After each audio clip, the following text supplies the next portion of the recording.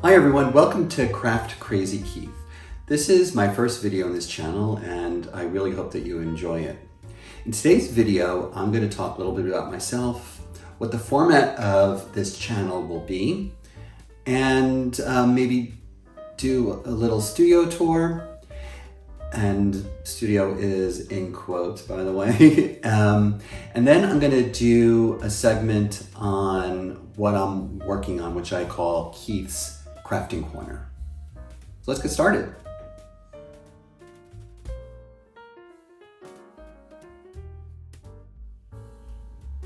Okay, about me.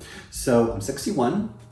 I was born and bred in New Jersey in a little town called Cranford and moved around since then. I lived in New York City after I graduated college. I then met my husband, David. At the time he wasn't my husband, but I met my husband, David. He moved in with me in Manhattan. And then from there we moved to Brooklyn. From Brooklyn, we then moved to San Francisco. From San Francisco, we moved to Oakland. From Oakland, we moved to Seattle, where I am right now, and been in Seattle for 13 years. So I mentioned David, he's my husband. We also have a Boston Terrier, Weezer, and a canary called Tori. And Tori is not after Tori Amos. It's actually, his name is Tori, which is Japanese for bird. And I thought, bird would have been boring, but Tori is great. Plus I love Tori Amos, but he's a boy. Anyway, what else? Oh, and what do I do for a living at least? I've been in the software design world for, I don't know, it's practically going on 27, maybe rounding the corner to 30 years. I am mostly a manager, strategist for product design from a design perspective, if that makes any sense. So that's me.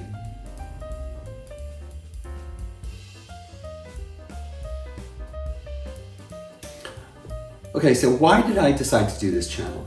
Well, some of it has been from people encouraging me to do it. I love crafting.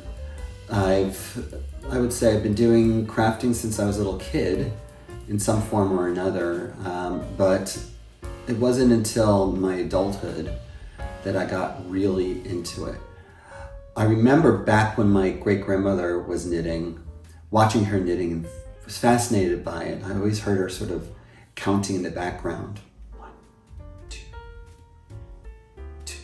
And then looking at her stitches, and something that I really wanted to be able to do. And I tried it when I was in college and failed miserably. I tried to make a sweater and it was frustrating. But then I guess back to around, let's see, when was it? 2000, and I saw some folks knitting in the lobby of the place where I was working. I said to myself, and I think this is about the time that the knitting craze really started getting hot, I said, I'm gonna learn this. And I went to the local store in Oakland at the time, Article Pract, was such a great place, but it eventually closed. But boy, I love that place. I wound up living there a lot, really going there a lot. But I went to Article Pract, picked up some wooden single point needles or straight needles, and just, there wasn't a lot online. There was what was it called? Knitting, I think it was called knittinghelp.com. It was where I learned a lot from books. And so I basically self-taught myself how to knit. And then from there, I just went crazy. I wanted to learn how to spin yarn and from scratch, like from the fleece to combing it and stuff like that.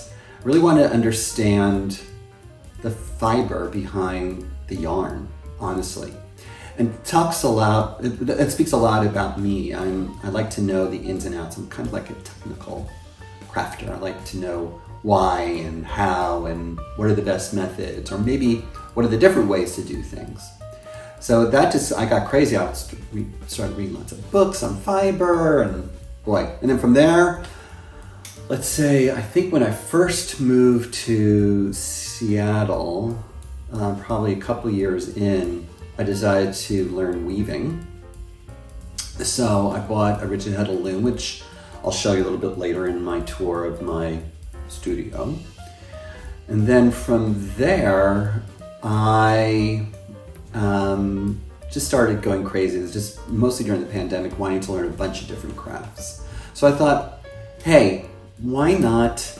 And I'm super passionate about it. So I thought, why not do this channel and sort of share my passion, tell you what I'm learning, maybe some of the frustrations. I do lots of, I would say, I'm obsessed. Obsessed is a big part of me, obsession, but I'm obsessed around researching products, whether that's products to do my crafting or it's places to learn my crafting, so I could share sort of my journey there and maybe do some reviews of that.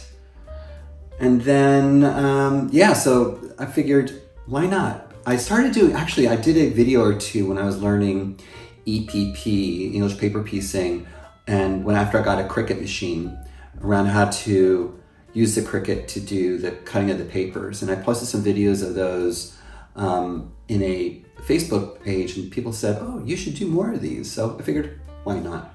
So I figured I'd give it a try and see what the response is. So that's why I started Keith's sort of Craft Crazy Keith. I always want to call it Keith Crazy Craft, but it's really Craft Crazy Keith. So I need to get used to this new name. So that's me. Oh, and this will be raw. As you can see, I'm not going to edit this, probably not going to edit this part out. I figured, I want to learn also about how to create a YouTube channel, know nothing about it, how to do video editing. So I'll probably share some other things along the way besides just the crafting, sort of the learning process. All right, so on to the next segment.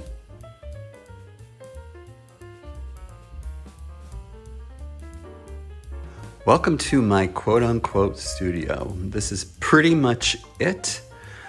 It's definitely a work in progress, that's for sure. But this is where I do some of my crafting. There is also downstairs, but this is where most of my supplies are. And eventually this will become my crafting studio. Let's see, and so we'll do a little product tour too. So over here is my Juki sewing machine. It's the HZL F600. And yeah, it's on the floor because I don't have a sewing table, but I'll talk a little bit about that in a minute. But I bought that sewing machine back in, the summertime, this past summer, because I really wanted to learn how to sew, but also to do quilting, piecing pieces together and doing the actual quilting. I wanted to try doing free motion quilting and all this other stuff. So I thought I'd buy myself a sewing machine, and I actually didn't use it until this past weekend. I've been afraid of it. I thought maybe I would take an in-person class, but with the pandemic, couldn't find one. So I finally said, I'm gonna get over this fear of the machine, mostly around threading it, and I just didn't want to break it. And did that this past weekend, and it wasn't so bad. It took me a little bit to get the stitches, to get it threaded right, but then I finally got it, and it was so much fun. What a great machine. So maybe I'll do a semi-product review of that later, because I did lots of research on that. And then over here, some storage. I got some of my weaving supplies, but I'm probably like a lot of you, this is just a peek at my sort of supplies and stash. I got stuff under here because I have no room, and then I got stuff that's under probably every bed and in every closet. Again, probably like a lot of you. My fiber, sort of yarn and fiber to be spun, is up there in the closet in the loft, and boy, just I got stuff everywhere. Over here is my newish Cricut machine. That's fun. And I initially bought this to do the paper piecing cutting the paper out for the English paper piecing, and then decided, well, I'm gonna do our holiday cards with this. So I learned how to, really pretty much from scratch, how to use a Cricut to make a holiday card. And then this is my Schacht Flip 20-inch rigid Heddle loom and my Lendrum spinning wheel. Oh. And I forgot to say, I decided to name my sewing machine Hazel. I loved Hazel when I was a kid. Reruns, I'm 61, but I wasn't around for the first runs of Hazel, but I loved that show. And this is HZL, and I always, like, in my head, I keep calling it Hazel, calling her Hazel anyway, so that's her official name now, Hazel.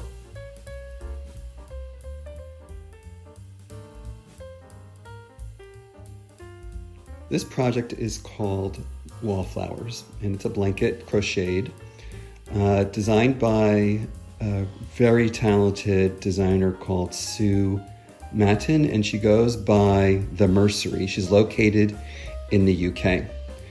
The yarn in this project is Rowan felted tweed, and there are 16 colors. So this course was done online, which was great because Sue, before the pandemic, was only doing her courses in person, which meant no one outside the UK or probably in her neck of the woods would be able to take this, because she doesn't just offer the pattern. Her courses talk about color theory and process and just sometimes philosophical things around doing big projects and commitment, and it's great. To me, this course was almost like taking a course in college. Very different than just, here's a pattern, pick your colors and follow along. And Homage to the Granny Square, the first one I did with her, I'll probably do a special segment on that just in another video, which was also lots of fun. So at the end of this, and while I still have a lot to do, I would say I really developed a love for crochet. I have lots of projects that I have in my queue to sort of working on. I've completely changed my point of view of crochet, especially this, because to me it's like a work of art, and something that I can't wait to finish, even if it takes me another few months, because it's just been unbelievable watching this grow. So that's this project. Okay, this project is called Dropcloth Sampler, and it's designed by a woman named Rebecca Ringquist, and she has a company called Dropcloth. And her samplers are really great. They're fun, sketchy, and for a beginner, and even if you're not a beginner, I just like this approach rather than sort of the very traditional embroidery projects that you see out there, like flowers and plants and stuff like that. And for a first project in embroidery, I thought, why not? It just looks like fun. So I bought this about a year ago, and I finally pulled it out of my projects waiting to be done pile and started working on the different stitches. It's been fun. It's been an interesting process for sure. I'm using some yarn here from other projects right over here. But it's mostly using DMC threads. Let's see, what else can I say? Oh, and Rebecca's on Etsy, and I'll put that information below. As I was sort of researching, because I told you earlier, I believe, that I researched like crazy, I was looking at different scissors, and I saw this pair of scissors in a local store called Luca. And you can see these all over the place, but God, they're so beautiful. And I started, I think the first time I saw these, I was like, I can't justify buying these because they're kind of expensive. I think you can see similar scissors like this online that are cheaper, but these are definitely high quality. You can kind of, oops, there, zooming in, see, focusing in, it's great. And these were made by a company called Studio Carta, but I bought it in Luca. I even researched the case. The case didn't come with it, but I wanted to find a case that it would fit, so I went crazy looking for cases on Amazon. And then these are the needles that I use. These are embroidery needles, and Rebecca talks about pre-threading needles with different colors of thread, and I wound up doing that using most of these, even though they're different needle sizes. It was definitely good to have a bunch of threaded needles. And this is sort of my current stash of DNC thread. And I even researched what's the best kind of box to hold all these threads in, because I wanted to organize them. And this one came with a little winder, so you could kind of attach it to the side of the box and then wind up your skeins of thread onto these cards and then label them.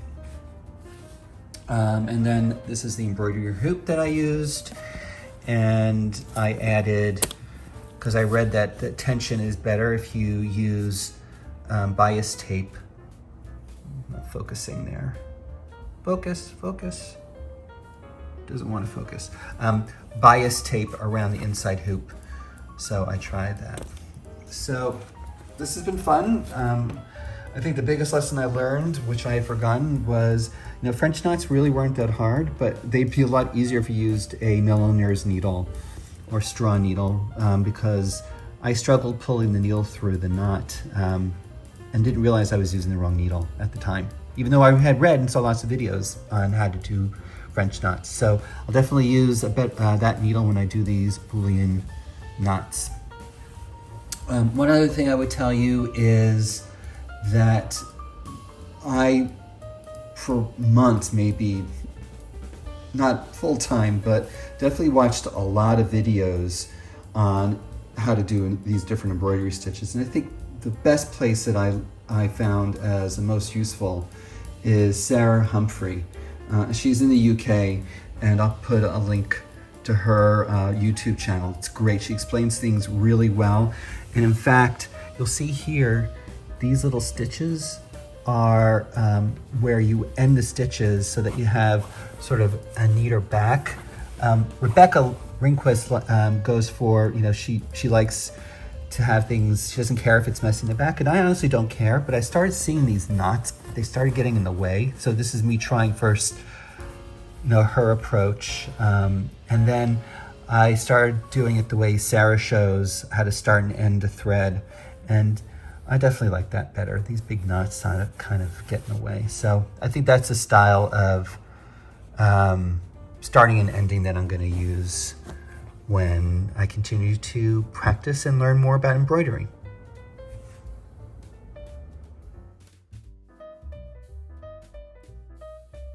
Thanks for joining Craft Crazy Key today. I really hope you enjoyed the video and the content that I shared with you. Please leave comments below so I know how to change if I need to or do anything differently, what you liked, what you didn't like, and I look forward to the next video. I think the next video I'm gonna do an unboxing. I've never done an unboxing, and that unboxing is gonna be of a product called the Crafter's Box.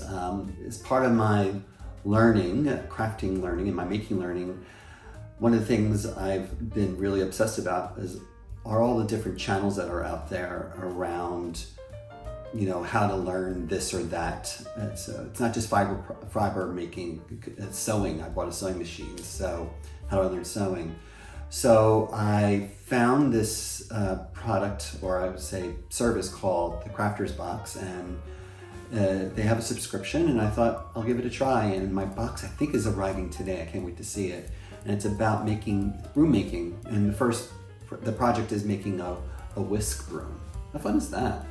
So I think I'll do an unboxing and a review of that on in my next video, and then probably do a Keith's Crafting Corner and see what happens between now and then. Maybe there'll be some other content that I'll share with you. So thanks again, and I'll leave you with this motto. This is something that I always think about. You never stop learning, and that's really one of my biggest beliefs. So we'll call it my sort of motto. Craft Crazy Keith, where you never stop learning. Thanks so much.